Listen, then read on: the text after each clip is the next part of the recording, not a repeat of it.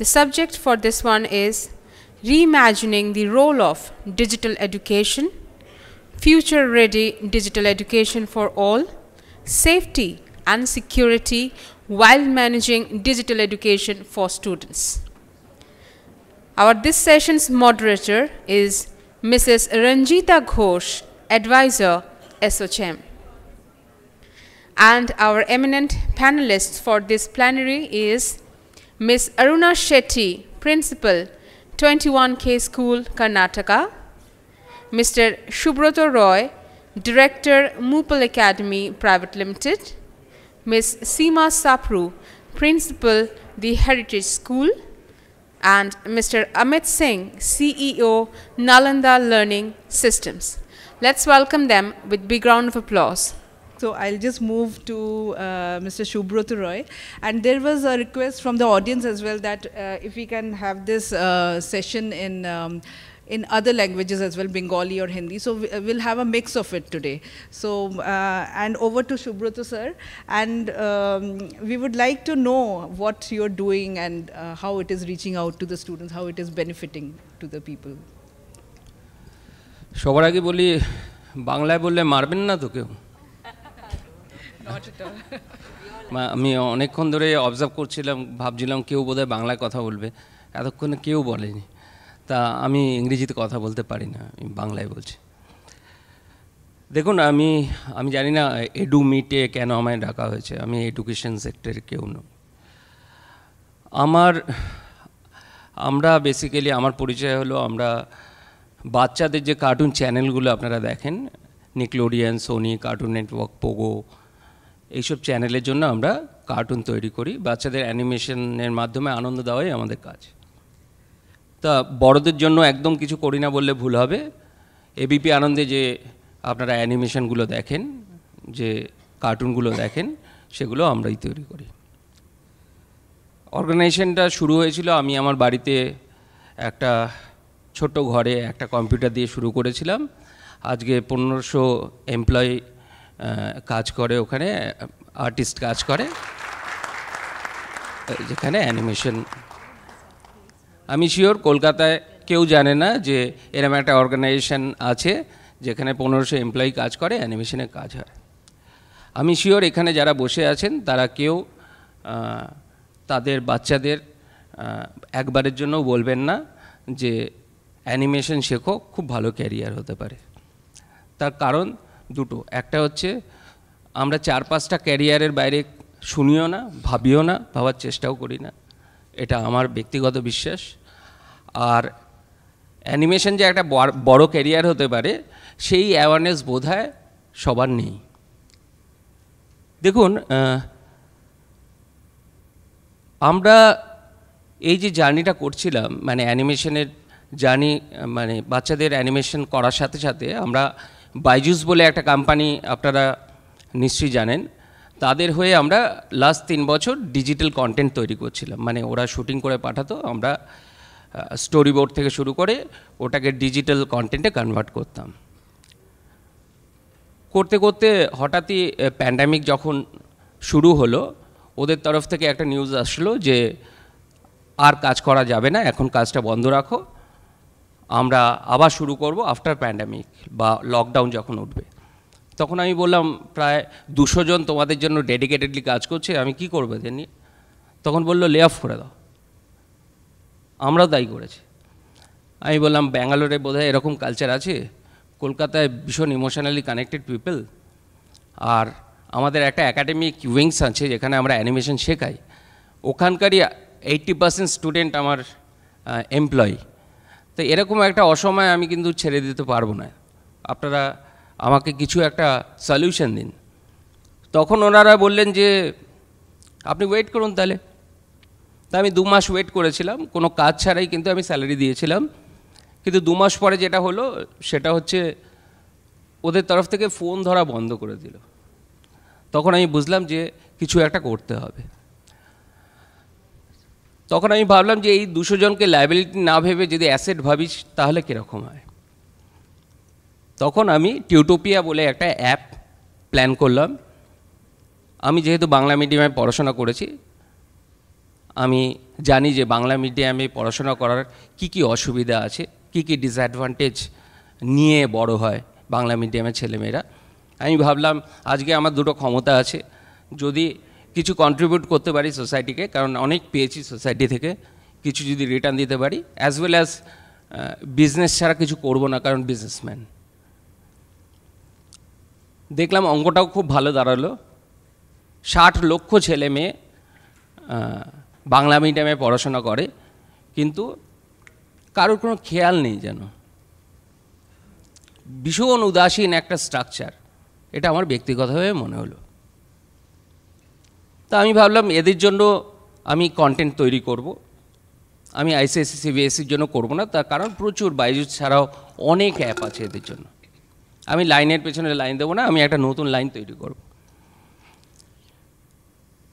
আমি কন্টেন্ট তৈরি করা শুরু করতে গিয়ে যেটা ভাবলাম, আমি কেন ভাবছি যে আমি কন্টেন্ট তৈরি করব আর বাচ্চারা লাফিয়ে পড়ে ওই কন্টেন্ট পড়া শুরু করে দেবে মোবাইলে। ছোটোবেলায় আমার পড়াশোনা করতে কেমন লাগতো নিজেকে প্রশ্ন করলাম, উত্তর পেলাম এর থেকে ঘৃণা কিছুকে করতাম না, এত খারাপ কিছু লাগতো না। তখন আমি ভাবলাম যে এটা বোধহয় আমার ব্যক্তিগত ভাবনা। তো অফিসে বেশ কয়েকজনের কাছে সার্ভে করলাম, উত্তর কম বেশি একই পেলাম।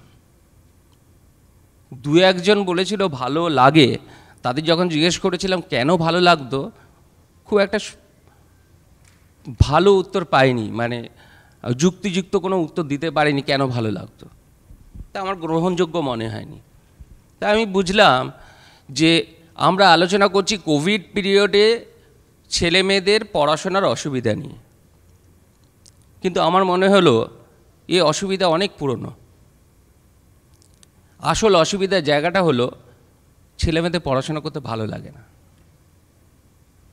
আমরা বড়রা বলুন তো এমন কোন কাজটা করি যেটা আমাদের ভালো লাগে না, অথচ মন দিয়ে করি? কিন্তু আমরা দিনের পর দিন সেটাই ছোটদের থেকে এক্সপেক্ট করি, তোমার ভালো লাগুক না লাগুক তোমাকে মন দিয়ে পড়াশোনা করতেই হবে। এর থেকে অন্যায় আবদার কী হতে পারে? তখন আমি ভাবলাম যে পড়াশোনার মধ্যে এনগেজিং ফ্যাক্টর নেই, আমার ভালো লাগে না, আমি কেন করব? আচ্ছা ভাবুন তো, ভগবান আমায় কি পড়াশোনা করতে পাঠিয়েছিল? আমায় তো মজা করতে পাঠিয়েছিল পৃথিবীতে। তা একজন পণ্ডিত লোক এসে বলল তুমি পড়াশোনা করো আরও ভালো থাকবে। আমি ভাবলাম যে ঠিক আছে, পণ্ডিত লোক বলছে যখন শুনে নি, পড়াশোনা করি ভালো থাকবো। দেখলাম না, ভালো লাগছে না, তো ভীষণ খারাপ আছি, 15 বছর জেলে থাকার মতো। তাহলে কেন করবে বাচ্চাটা পড়াশোনা যদি ভালো না লাগে? তখন ভাবলাম যে পড়াশোনাটাকে ভালো লাগবে, যেমন ইউটিউবটাও নিজে থেকে দেখে, যেমন ফেসবুকটাও নিজে থেকে করে, ঠিক একইভাবে ও যদি টিউটোপিয়া নিজে থেকে করে তাহলে বুঝবো যে আমি কিছু করতে পারলাম।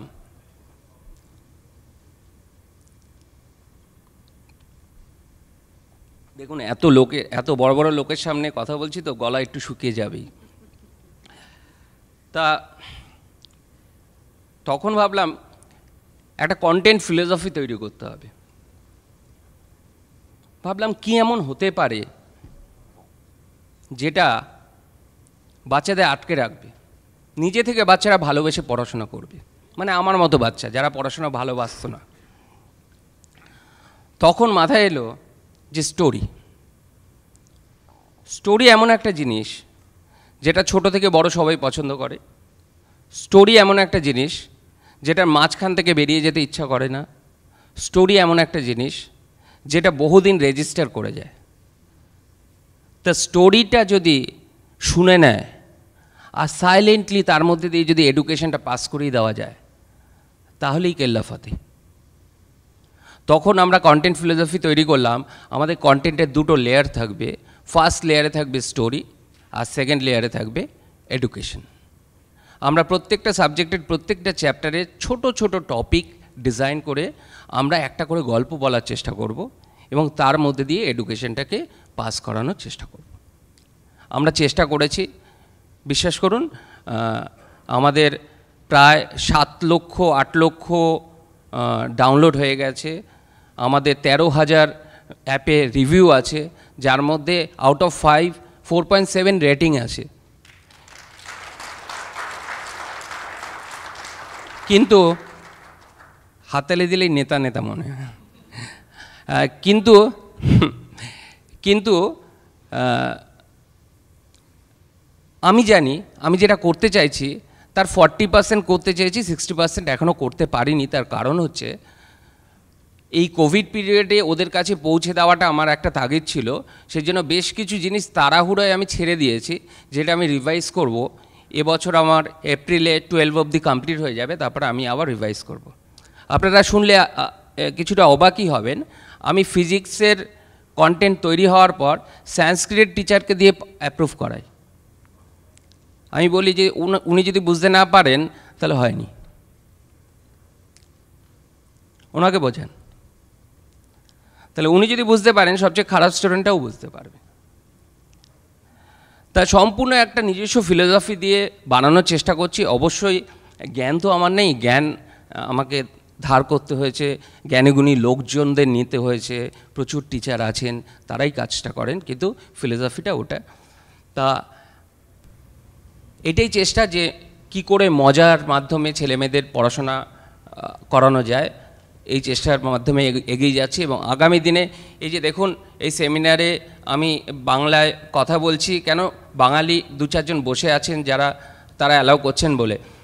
আমাকে মুম্বাইতে ইস্টার্ন ইন্ডিয়ার সবথেকে বড় অ্যানিমেশন হাউস চালাই বলে আমাকে সেমিনারে ডাকে, আমি একটা সেমিনারেও যাই না। তার কারণ আমি হিন্দিটাও ভালো করে বলতে পারি না। তো আজকে আমার ভীষণ খারাপ লাগে, কারণ 25টা বছর লেগে গেছে আমার যেটার জন্য আমি ডাক পাই সেটা তো সেই জায়গাটায় পৌঁছাতে, কিন্তু আমার তাও পালিয়ে বেড়াতে হয়।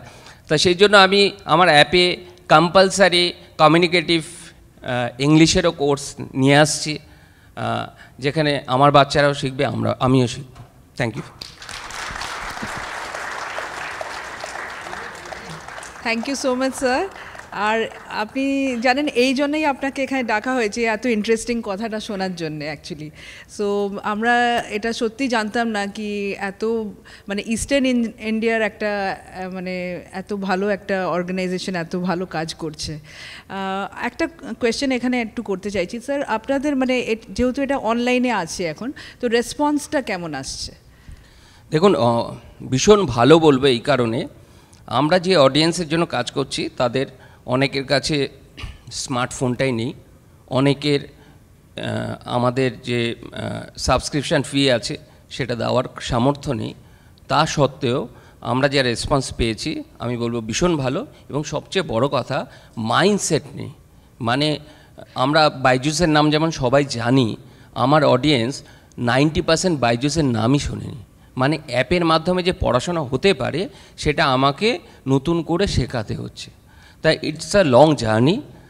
আমি ঠিক করে নিয়েছি যে দেখুন, এই ব্যবসাটায় আমার 1 থেকে 1.5 কোটি টাকা প্রতি মাসে লস হয়, আর যে ব্যবসাটা আমাকে খাইয়ে পড়িয়ে রেখেছে আর কি, সেই ব্যবসাটায় আমি লাস্ট 1 বছর ধরে কোনো টাইম দিতে পারি না। কিন্তু আমি ঠিক করে নিয়েছি এটা শেষ দেখেই ছাড়বো। তার কারণ হচ্ছে আমি বাংলা মিডিয়ামে পড়েছিলাম, এটা আমি জেদ নিয়ে নিয়েছি যে বাংলা মিডিয়ামের ছেলেমেয়েদের মানে ইংলিশ মিডিয়ামের ছেলেমেয়েদের সাথে যে কোনো পার্থক্য নেই, আমি প্রমাণ করে দেবো, শুধু ল্যাঙ্গুয়েজটা বাদ দিয়ে। Great to hear sir. আর মানে আমরা সবাই আপনার সাথে আছি, and we feel proud that মানে আমাদের ওয়েস্ট বেঙ্গল থেকে আপনি মানে এই এত ভালো একটা ইনিশিয়েটিভ নিয়ে এসছেন। আর in future also we would like to be connected with you on this. Thank you sir. Sir আপনি কিছু বলবেন এটার মধ্যে? মানে দেখুন, কী করে চাইল্ড সেফটি, মানে আপনি যখন অ্যানিমেশন নিয়ে হ্যান্ডেল করছেন, তো মানে স্টুডেন্টস আর they are just stuck to it, তো আপনার কি মনে হয় মানে চাইল্ড সেফটিটা কি করে আর একটু বেটার করা যায়? দেখুন, আমার যে টার্গেট অডিয়েন্স তাদের একটা অসুবিধার জায়গা আছে, সেটা হচ্ছে একটা সাইকোলজিক্যাল ফিয়ার আছে, সেটা হচ্ছে বাচ্চারা মোবাইলে পড়াশোনা করার নাম করে ফেসবুক করবে, হোয়াটসঅ্যাপ করবে, এটা হচ্ছে মেইন থ্রেট ওদের কাছে। তা আমার বক্তব্য খুব পরিষ্কার যে আপনি করা ছেড়ে দিন, ও ছেড়ে দেবে। এটা বললে হবে না। আপনি সারাদিন ফেসবুক করবেন, আপনার ছেলেকে আপনি বলবেন যে তুমি করবে না, ও শুনবে না। কেন শুনবে? আপনি রোজ ড্রিঙ্ক করে ঢুকবেন, ঢোকার পর বলবেন ড্রিঙ্ক করা খারাপ, ও শুনে নেবে সেটা, এটা ভাবাটা ভুল। তা আমার মনে হয় যে নেক্সট জেনারেশনকে ভরসা করতেই হবে। এটা একটা কালের ডাক, যে সময়ের ডাক, যে আমরা কোনোদিনই সময়ের যে চাহিদা সেটাকে অস্বীকার করার কোনো জায়গা নেই। তা আমরা কোনোদিনই পারিনি। কিছু এর আগে স্পিকার বলছিলেন যে কোনো একটা সময় কম্পিউটার যখন আমাদের এখানে এসেছিল, আমরা অস্বীকার করেছিলাম যে না, কম্পিউটার আসলে আমাদের অনেক বেকারত্ব বেড়ে যাবে, XYZ। আলটিমেটলি কিন্তু এমন কোনো অফিস নেই যেখানে এখন কম্পিউটার নেই। মাঝখান দিয়ে কাজের কাজ যেটা হয়েছে, আমরা ব্যাঙ্গালোরের থেকে কিছুটা পিছিয়ে গেছি, বা অন্যান্য মেট্রো সিটি থেকে কিছুটা পিছিয়ে গেছি। তা এটা আপনাকে অ্যাকসেপ্ট করতেই হবে। আমার মনে হয় এটা যেটা শিখিয়ে দিয়ে গেল প্যান্ডেমিক, সেটা হচ্ছে অনলাইন এডুকেশন আর অফলাইন এডুকেশন দুটোকে আলাদা করে না দেখে উনি যেটা বললেন হাইব্রিড মডেল, এটা আমার মনে হয় একটা দারুণ জিনিস শিখিয়ে দিয়ে গেল। তার কারণ এই যে আমরা এত কথা বলছি, আমি গ্যারান্টি দিয়ে বলছি আজকে ওনারা খেয়ে দিয়ে ঘুমিয়ে কালকে সকালবেলা যখন উঠবেন 10%ও রেজিস্টার করতে পারবেন না কাল কি শুনেছেন। তাহলে এই যে 90% চলে গেল মন থেকে, ঠিক একই জিনিস হয় স্টুডেন্টদের সাথে, যে ক্লাসে যখন পড়ানো হয় তখন 80% রেজিস্টার করতে পারে না, তখন মনে হয় বাড়ি গিয়ে রেজিস্টার করতে পারে না, 20% মনে থাকে। কিন্তু যদি ওদের ওই পড়াশোনাটাই আমরা ডিজিটালি দিয়ে দিই, ও কিন্তু আবার বারবার করে ওর যখনই মনে হবে দেখতে পাচ্ছি। That is the main advantage, যেটা আমাদের সময় ছিল না। এবং আমি যখনই বড়দের দেখাচ্ছি না, বাচ্চাদের থেকে বড়রা বেশি এক্সাইটেড, ইস যদি আমার সময় থাকতো, হয়তো থাকলে পড়তো না, কিন্তু কথার কথা বলছি, আফসোসটা করছে অ্যাটলিস্ট। তা আমার মনে হয় যে এটা একটা খুব বড় কাজ করে দিয়ে গেল, যে যদি আমরা কাজে লাগাতে পারি। আমি একদম কমন সেন্স দিয়ে বলছি, আমি আবার বলছি, আমি এডুকেশন সেক্টরে কেউ না। যদি আমরা এটাকে কাজে লাগাতে পারি, যে পড়ানো তো হবেই অফলাইনে। দেখুন, অফলাইনে টিচার কাঁধে যে হাত দেবে, এটা অনলাইনে কোনো দিন করা যাবে না। টিচার কাঁধে হাত দিলে যে ভরসাটা হয়, সেটা অনলাইনে কোনো দিনই করা যায় না। কিন্তু আবার বাস্তব এটাও আছে যে একটা চক আর একটা বোর্ড দিয়ে যতটা বোঝানো যায়, একটা অ্যানিমেশন, একটা ভিডিও, একটা সাউন্ড এফেক্ট দিয়ে যে ইমোশন পাস করা যায়, যে এনগেজমেন্ট পাস করা যায়, সেটা একটা টিচারের পক্ষে সম্ভব না। এটাকে মেনে নেওয়াটাই ভালো। তা অনলাইনের দুটো দিক আছে। একটা আমি যেটা এই কদিনে শিখলাম, একটা হচ্ছে ভিডিও অন ডিমান্ড, যেটা আমরা তৈরি করে রাখি, স্টুডেন্টরা নিজের সময় দেখে। আরেকটা হচ্ছে লাইভ ক্লাস। আমার মনে হয় লাইভ ক্লাসটা লাইভই ভালো, লাইভ ক্লাসটা অনলাইনে ভালো না। আর ভিডিও অন ডিমান্ড যেটা আছে, সেটা কিন্তু অনলাইন সব সময়ের জন্য ভালো। তার কারণ ওখানে যেভাবে আমরা যত রকম ট্রিটমেন্ট, মানে যেভাবে কন্টেন্টটাকে ড্রামাটাইজ করতে পারি, এটা কিন্তু একটা টিচারের পক্ষে শুধু একটা চক আর একটা ব্ল্যাকবোর্ডে করা পসিবল না। তা এই দুটোকে যদি মেলানো যায়, মানে টিচার যেরকম পড়াচ্ছেন পড়াবেন, আবার সঙ্গে তার প্রত্যেকটা স্কুলের যেমন বই থাকে, বইয়ের সাথে একটা এরকম ভিডিও লাইব্রেরিও থাকবে, যখন তখন অ্যাক্সেস করতে পারবে, ভুলে গেলে আবার দেখতে পারবে পরীক্ষার আগে। আমার মনে হয় দারুণ উপকার দেবে।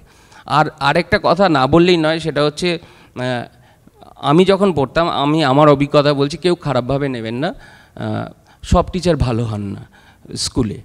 তা হাসছেন যখন, তাহলে একটুখানি সাহস করে বলি, অধিকাংশ টিচারই ভালো হন না। আচ্ছা, তাহলে কি করেন ওনারা না, এসে এক একজন এক একটা স্টাইল নিয়ে নেন। কেউ এসে ভীষণ রাগী স্টাইল নিয়ে নেন, ওটা ওনার স্টাইল। আচ্ছা, কেউ এসে রোজ মজার কথা বলবে, মানে ওনার টাইম পাস করাটাই কাজ, ওনার পড়ানোটা কাজ না। হ্যাঁ, তা এই ধরনের যে টিচাররা ছিলেন, যাদের ভেতরে কন্টেন্ট কম, তারাই এই জিনিসগুলোকে আর কি নেয়, মানে সাহায্য নেয় এই জিনিসগুলো। তা অনলাইনে কিন্তু এই জিনিসটা আর করতে পারবে না। 1 ঘন্টার ক্লাস কিন্তু তার 10 মিনিটে শেষ হয়ে যাবে, সে কিন্তু খুব বিপদে পড়ে যাবে। তা সেটা যদি বলেন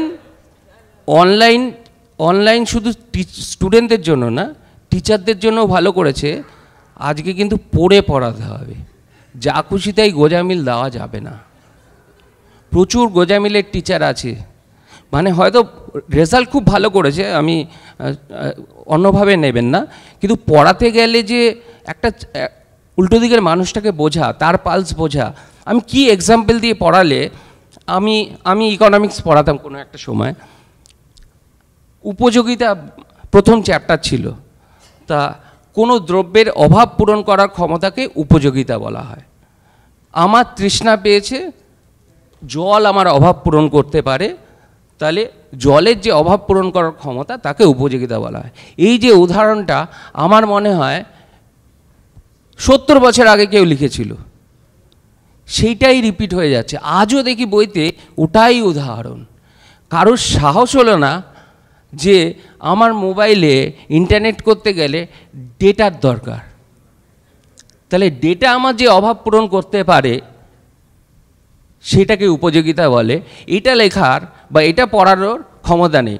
আর যদি কেউ পড়িয়েও দেয়, যদি স্টুডেন্ট লিখেও দেয়, টিচার কেটে দেবে নাকি গ্যারান্টি দেওয়া যাবে না, কারণ টিচারের কিন্তু বারবার ওই জল ঢোক গিলে গিলে জল খাওয়াই অভ্যাস হয়ে গেছে।